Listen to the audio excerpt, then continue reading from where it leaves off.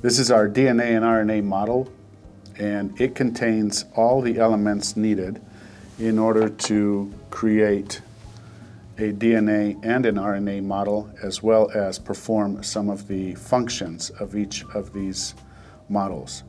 So in DNA, this will allow you to do the DNA replication, and when it comes to RNA, you'll be able to create the model and do RNA transcription and RNA translation.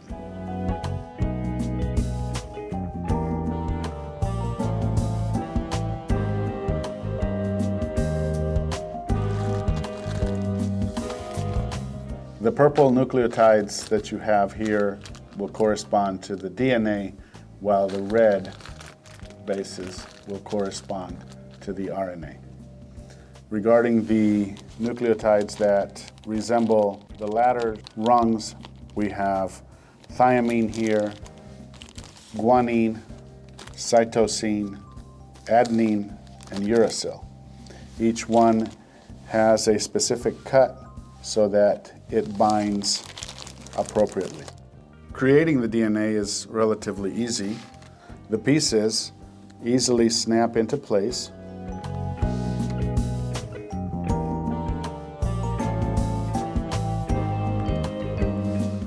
You should have enough to create a relatively long chain.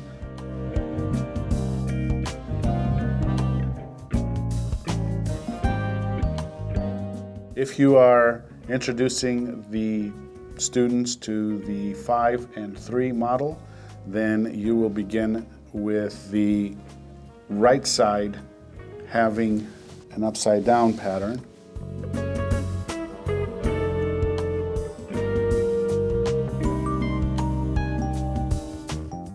I like to place random nucleotides at different locations because ultimately that's what DNA is about. There is randomness.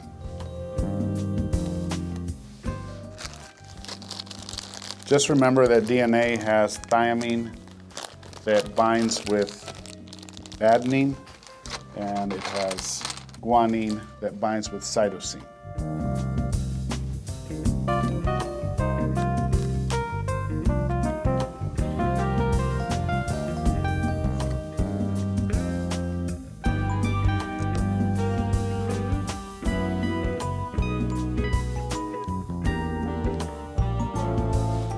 You can fill it in with others.